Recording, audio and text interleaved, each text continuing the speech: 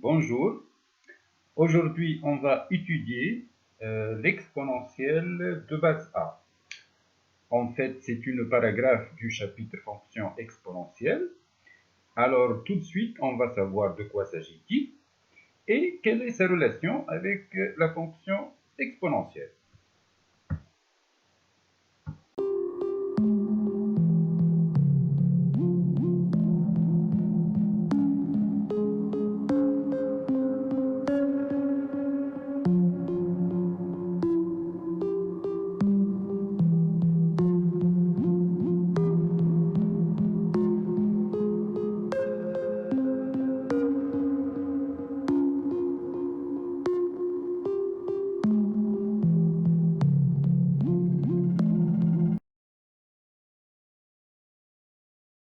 Alors, on va commencer par ce petit rappel.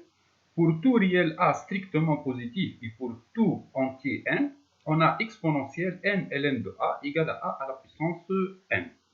Alors, de ce fait, on a la définition A, soit un réel A strictement positif.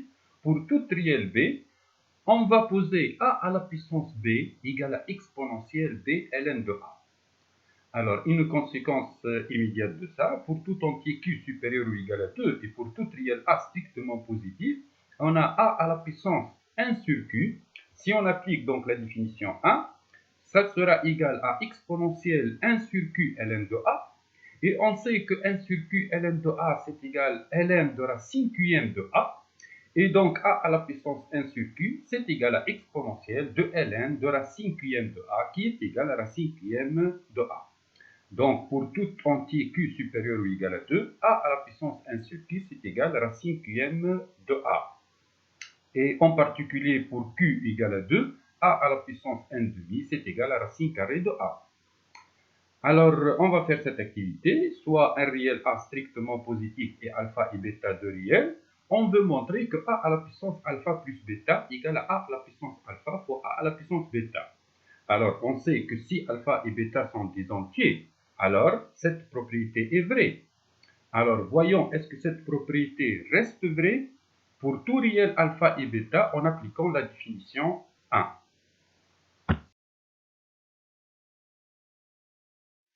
En appliquant donc la définition 1, A à la puissance alpha plus bêta sera égal à exponentielle alpha plus bêta ln de A. Donc, c'est égal à exponentielle alpha ln de A plus bêta ln de A.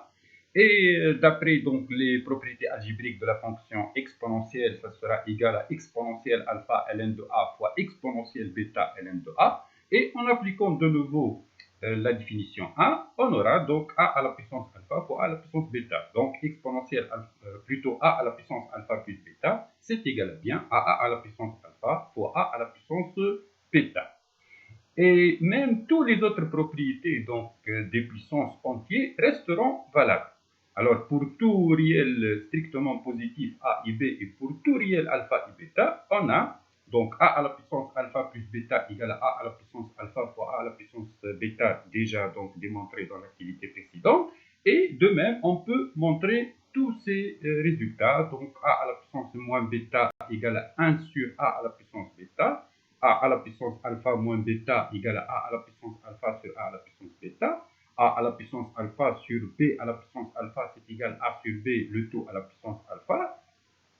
A à la puissance alpha fois B à la puissance alpha égale à A fois B à la puissance alpha. Et A à la puissance alpha à la puissance bêta, c'est égal à la puissance alpha fois bêta.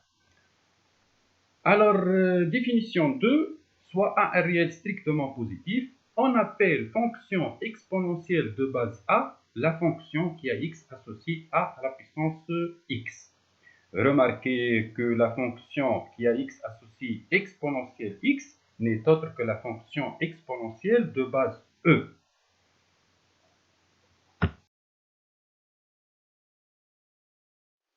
Conséquence.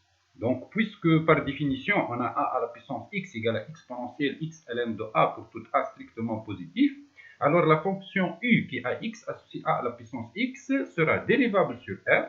Et pour tout x appartenant R, donc u' de x est égal la dérivée de x ln de A, c'est-à-dire ln de A, fois exponentielle x ln de A. donc c'est-à-dire égal à ln de a fois a à la puissance x. Donc remarquez bien que si a est un réel strictement supérieur à 1, alors ln de a est strictement positif, et donc u' de x est strictement positif, quel que soit x appartenant à R, et ça donne que la fonction u est strictement croissante sur tout R. Et si a est strictement encadré entre 0 et 1, alors ln de a sera négatif, et donc u' de x sera strictement négatif, donc elle est strictement décroissante sur tout R dans ce cas. Et si a égale à 1, alors ln de a c'est égal à 0, et donc u' de x c'est égal à 0, et donc la fonction kx associe 1 à la puissance x est une fonction constante.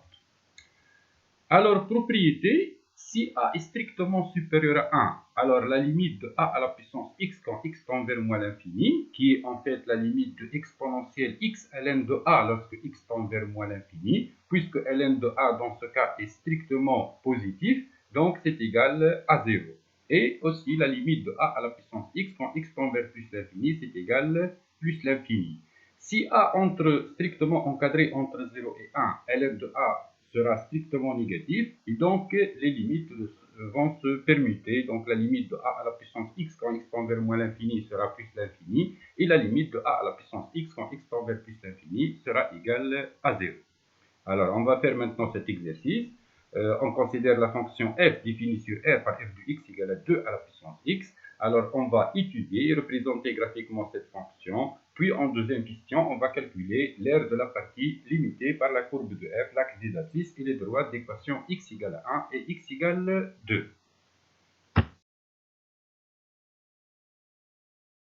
Premièrement, alors f c'est la fonction exponentielle de base 2, donc elle est dérivable sur toute R, et pour toute réelle x, on a f' de x égale ln de 2 fois 2 à la puissance x. Donc puisque 2 est strictement supérieur à 1, donc f' de x est strictement positif.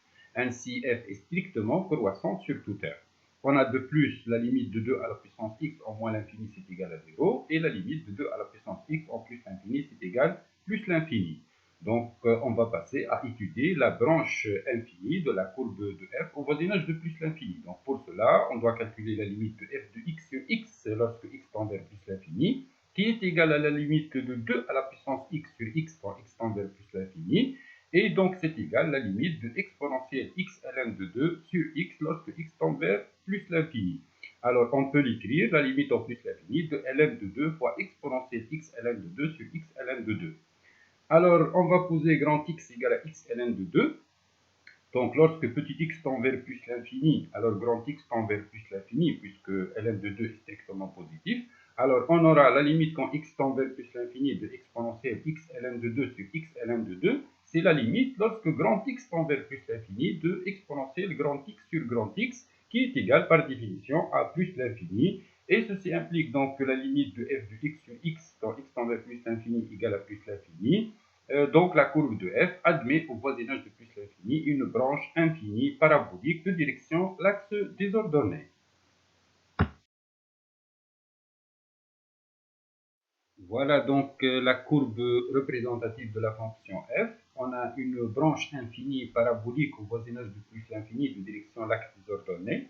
Et la limite de f de x quand x tend vers moins l'infini, c'est égal à 0. Donc la droite d'équation y égale à 0, c'est une asymptote à la courbe de f au voisinage de moins l'infini. Vous voyez bien aussi que la courbe passe par le point de coordonnées 0, 1. En fait, 2 à la puissance 0, c'est égal à 1. C'est-à-dire f de 0, c'est égal à 1. F de 1, c'est égal à 2. Donc 2 à la puissance 1, c'est égal à 2. Et f de 2, c'est égal à 4. Voilà. Et donc, j'ai représenté aussi l'aire de la partie du plan qu'on va le calculer donc, dans la deuxième question, qui est égale par définition à l'intégrale entre 1 et 2 de 2 à la puissance x dx. Une primitive de 2 à la puissance x sur l'intervalle n2, c'est égal 2 à la puissance x sur ln de 2. Et donc, cette aire-là, c'est égal 2 sur ln de 2 en unité d'aire.